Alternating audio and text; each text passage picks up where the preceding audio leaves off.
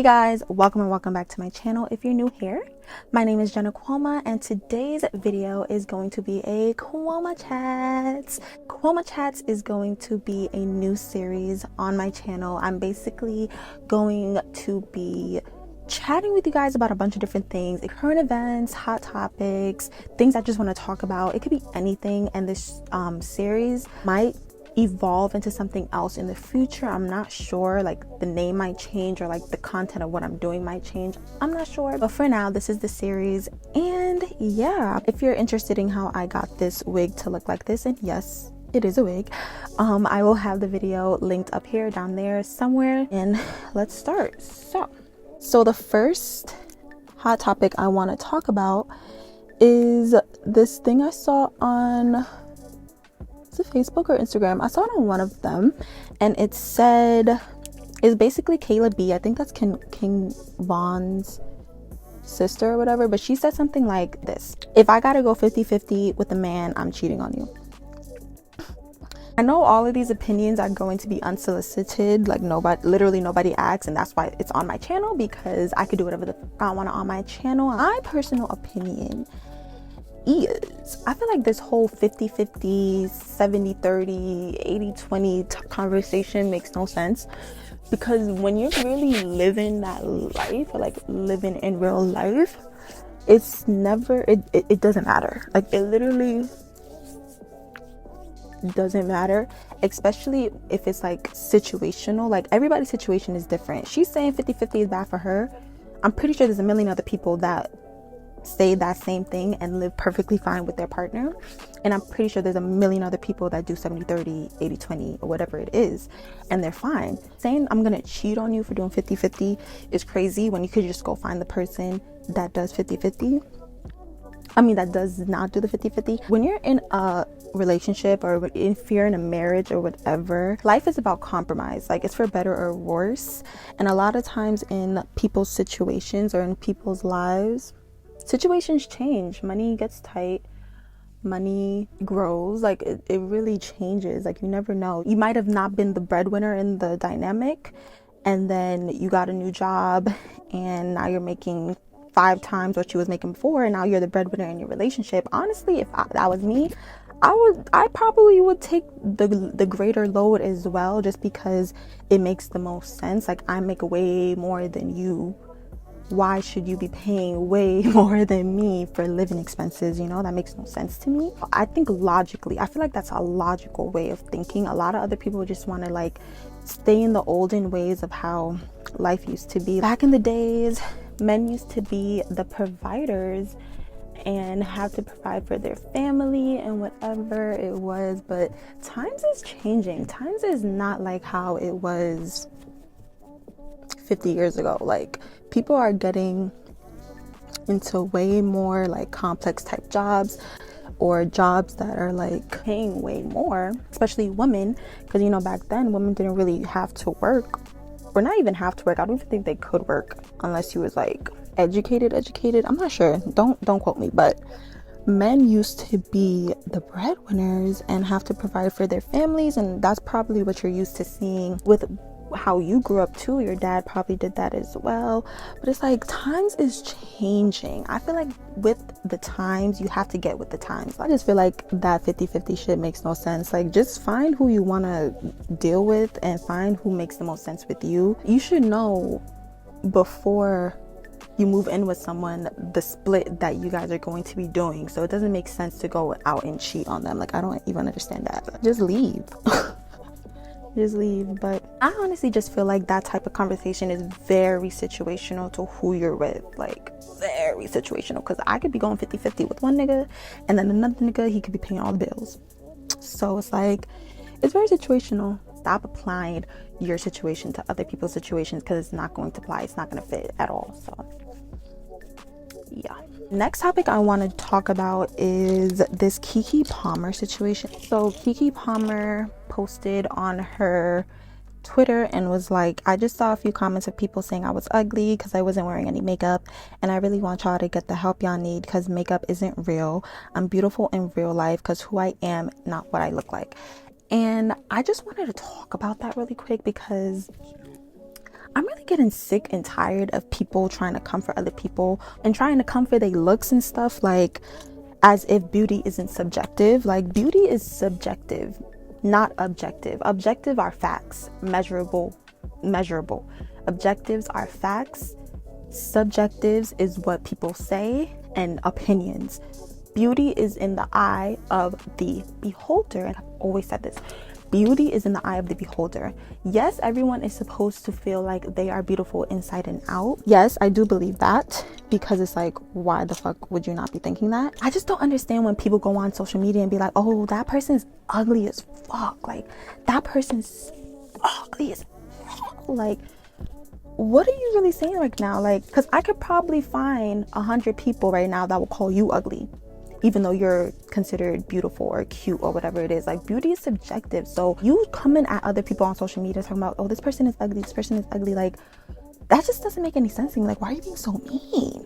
Why are you being so mean? It doesn't help you in the long run. It doesn't help anyone else. Like, there's no reason to call somebody ugly, especially on social media. Like, when this is not even real. I feel like I'm beautiful inside and out, and that's all that matters. Nobody could come on here or come on to me on social media and be like, you're ugly, because I'm just gonna be like, who asks? Like, who really asks? Nobody asks, first of all. Second of all, I could probably find 10 other people that think you're ugly. Like, what are you talking about? I feel like people that do that have no self-esteem, because you're really trying to diminish my self-esteem for what? For what reason? Like, it's unprovoked insults. Unprovoked insults talking about you're ugly. Like, Kekepalmer is a beautiful girl. Beautiful. I grew up watching her. I loved True Jackson VP. I love that show. Like, she was so beautiful then. She's so beautiful now. What is the point of calling somebody ugly when beauty is subjective? Beauty is in the eye of the beholder. I know that is not the first time you heard that, because it's true. Like, oh my God, I'm pretty sure your mom thinks you're beautiful and 10 other people think you're ugly, but why does that matter? Like, why are you going on? That's the thing. Like, even if you have opinions, because everybody has opinions, obviously, but why are you going on social media and just unprovoked calling other people names? Like, you're ugly inside. You're ugly inside. Like, so the reason why I'm about to do this next topic is because I saw on Instagram that Nickcannon is going to be bringing in another life into the world, and there's a lot of opinions out there about this topic, and it's just like, mind your business, or like, he's not the only one, or it's like, it's not that deep. But I just want to talk about something because something else came up. So let's get into that. So basically, if you haven't been living under a rock, Nickcannon, basically, I think he's on his 11th child. I'm not really sure how many children he has. I just know it's more than 10. I'm pretty sure it's more than 10. He is on his more than 10th child, basically. I find this problematic because he is basically just creating a bunch of broken homes. Before anybody come at me and say, well, they do this on the Eastern Hemisphere all the time. Like, in other countries on the Eastern Hemisphere, especially like countries in Africa, you'll have a lot of that type of dynamic where one man would father a lot of children. But the difference is, hold on real quick, because there is a difference. The difference is with what Nickcannon is doing. He is fathering all these children with different mothers, and they don't all live under the same roof. Now, with I'm going to reference Africa. I'm not sure where else they do this, but I know in a lot of African countries they do this. But the difference is, those women and the babies all live under the same roof, and if not under the same roof, they probably live in the guest house next door. They do that because it makes the most sense. Why would I just create a bunch of broken families and not have any access to them on a daily basis? Like, that is very problematic to me, especially when it comes to the child, because that is who matters the most, the children. And I feel like he's not taking into consideration how, when they get older, how they would feel about all of this, how they would feel about not having as much time with their father as they could, because he's having these babies and they all live separate. This doesn't make any sense. If you're going to procreate like this, trying to build a legacy or a kingdom or like whatever you're trying to build, that's all great and dandy. At the same time, you're creating a bunch of broken homes, broken dynamics, broken relationships with your children. You never really know when there's going to be a problem or if there's ever going to be a problem until the child is older, clearly, because that's when daddy issues, and that's when, you know, all the issues that you had in your childhood usually arises, you know. I just feel bad for the children, because it's just like, oh, this is why I feel bad for the children, because, and this is why I'm even talking about this, because I saw another post about how Mariah Carey, and if you don't know, Mariah Carey has about 2 of his children, actually I think they're twins, so Mariah and Nickcannon have twins together. And Mariah Carey actually vocalized how she wants Nickcannon to be more active in their twins' lives. And I'm just sitting here like, this is so sad. This is so sad, because it's just like, how does she expect, or how does he even expect to be more active in his kids' lives when he has 10 plus other kids to be active in their lives as well? And none of them live in under the same household. Like, this is just a recipe for disaster. Well, hopefully they're all financially set and they won't have to struggle in that regard. But emotionally, I'm not sure how set those families could be, given that they don't live in the same household and this man is always freaking out doing something. Doesn't he like go on tour with like his show? Like, how is he dividing up his time for all these babies? Like, it doesn't seem like they're all going to get a good father figure, especially the girls, because you already know girls are the ones that usually have the daddy issues growing up. It's just sad to watch. It really is sad to watch. And it only takes one kid. It only takes one kid to have that emotional baggage growing up that is like, it's not worth it to me. It only takes one. And I'm pretty sure with the odds of him, how many kids he has, I'm pretty sure more than one is going to be emotionally affected in the future by this. You never want to put your kids in a situation where they wish things were different growing up. That's how you know you could have done better as a parent. But you know, things happen and that's unfortunate. But this Nickcannon situation, it just doesn't make any sense to me. Like, why? Next topic I want to talk about is this Kanye West. Okay, I'm gonna read it. It says Kanye West honorary degree from the School of Art Institute of Chicago has been rescinded, the school announced Thursday. And before I even get into this topic about Kanye West, because I don't know if you've been living under a rock, but Kanye clearly has, you know, he's just been very controversial lately. And I don't really want to get into all that stuff that he's been doing, but I do want to talk about this because I just feel like, one, there's 2 things I want to talk about. One, I honestly don't understand honorary degrees. Like, it's either you went to school for the degree and you have a degree, or you don't. Like, honorary degrees make no sense to me, and I honestly feel like they're a cheat to the system and they're a cheat to the people that actually go to school. This shouldn't be news that his honorary degree has been rescinded. It shouldn't be a uproar or like anybody being upset about it, because he didn't work for it anyways, you know? So it's like, it doesn't matter, or shouldn't matter. Yeah, I honestly feel like those type of degrees shouldn't exist, but they do. So that's what I wanted to talk about. 1. 2, I also want to talk about Kanye, and I'm not going to talk about anything else that he's done, but I do want to talk about how Kanye is in a clear state of he's like textbook bipolar right now. And I know he is diagnosed with bipolar disease. It is a mental illness, and I just finished, I'm about to take my finals for nursing school, and this semester one of my nursing classes is psychiatric mental, and we did go over all the mental disorders and personality disorders that you could have, and bipolar disorder was one of them. And it just seems like when I learned about the disorder. It just felt like Kanye is really exhibiting like textbook like bipolar disorder right now. Textbook bipolar disorder. Like, I'm not sure if he's on his meds. I don't think anybody would really know that but him, if he's truly on his meds right now.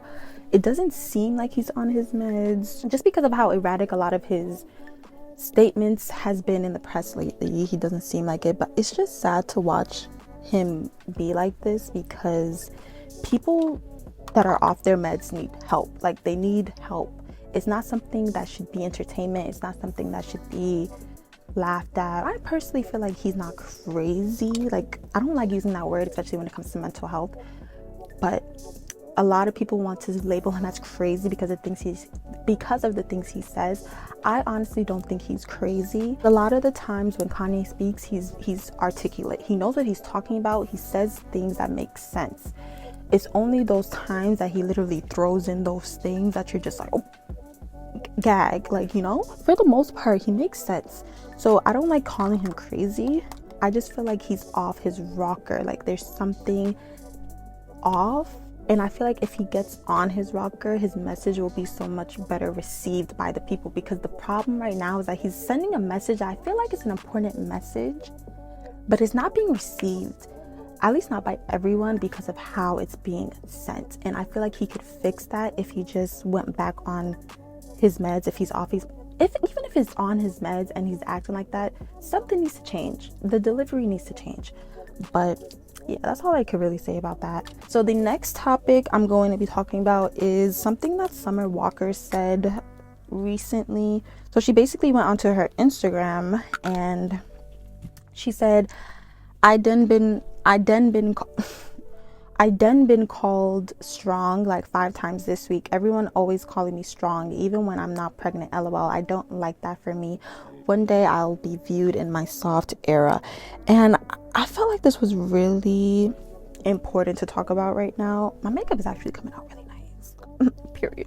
I felt like this was important to talk about because more oftentimes than not, Black women are perceived as having to be strong, and, you know, like, we're given that type of outlook, or we're given that type of like descriptor because of, you know, our history, clearly Black history in America, or not even just America, because it could happen really anywhere with Black women, but we're given that strong title, like, oh, we're so strong, because we're always faced with adversity and we're always having to overcome it. The Black woman is the most disrespected person, I would say, on earth.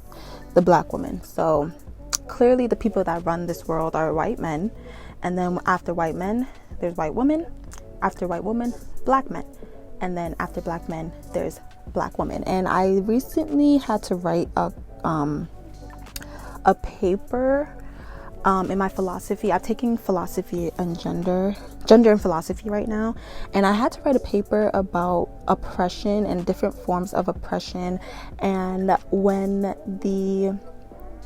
women was trying to get more recognition and more jobs into the field back like 100 years ago, I think 100 to 200 years ago, they a lot of times just referenced white women. Like, it was only for white women. They didn't really care about Black women, because Black women are the only people that don't have they are the only people that can be oppressed but don't have an oppressive group, if that makes sense. Like, they cannot be the oppressor to anybody.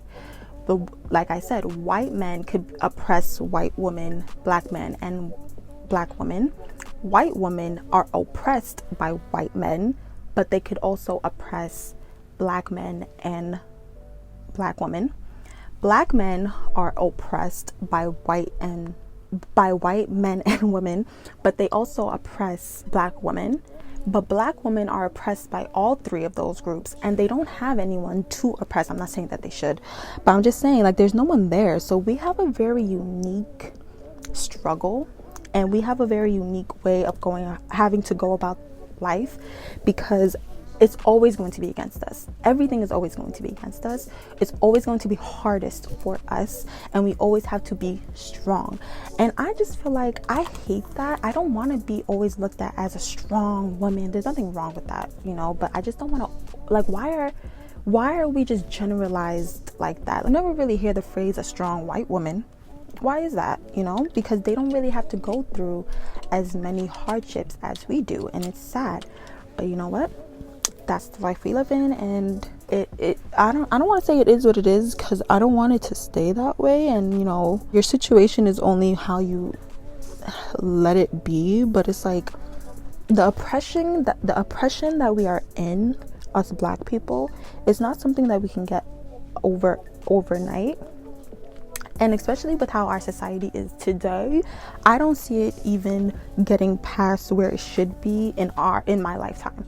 Like, it's gonna take a lot of effort from the Black community to get out of the oppressive stage that we are in, because we are oppressed in so many different ways. We are oppressed economically, we are oppressed mentally. Any aspect in our life, we are the oppressed group. The people in power are never going to want to give up their power. So it's just a fight for power. It's really just a fight for power, and it's sad because we could all just coexist in real life. Like, we really could just all coexist. But yeah, that's my I just wanted to talk about that, because I really don't like the strong Black woman outlook as well. And I agree with Summer, because I want to be looked at as soft. Like, I'm gentle, delicate, fragile.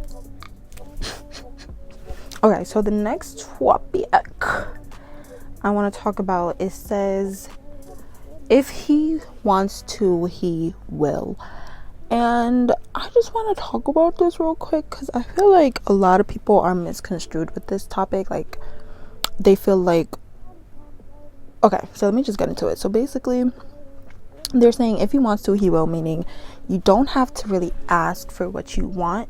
They should just already know that you want certain things, or like they should just already put the effort in for certain things, you know? Like, if he wants to plan a date, he will. Or if he wants to get you flowers, he will. My take on this is, how would somebody know to do something that you want if you've never articulated to them that you want those things? I'm in a relationship and I want certain things. I'm going to tell them, like, yo, I'm gonna say, like, oh, I want flowers one day, or randomly, or I want to go on dates every so often. Like, because I feel like, yeah, if he wants to, he will, but I feel like just say it at least once. Like, to me, it's once, one and done. If you don't want to do it after that, then bye. You can't assume that somebody knows what you want from them.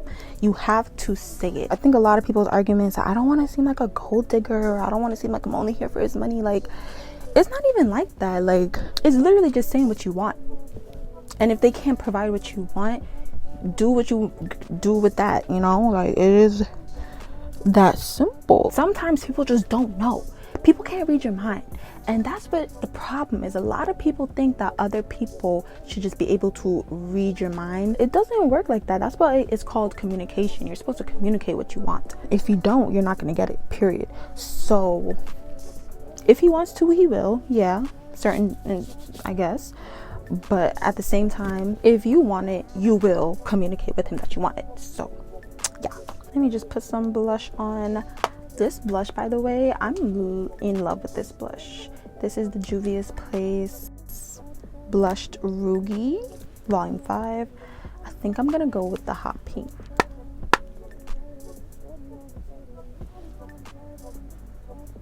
That is the makeup look, and I hope you guys enjoyed this Kuoma chats of me just talking, shooting the shit with y'all, talking about different things. And I'm really excited for this series because, hold on, let me take this down. Yeah, I'm really excited for this series because I just like shooting the shit. I could talk. I really could talk, and I like talking to y'all. I hope this was a conversation. I hope you guys was shooting y'all shit as well watching this. That is the end of the video. I hope you guys enjoyed this Kuoma chats, and make sure to like the video, comment on the video, subscribe to the channel, and show some love. Okay. Hope you guys enjoyed. I'll see you guys in the next video.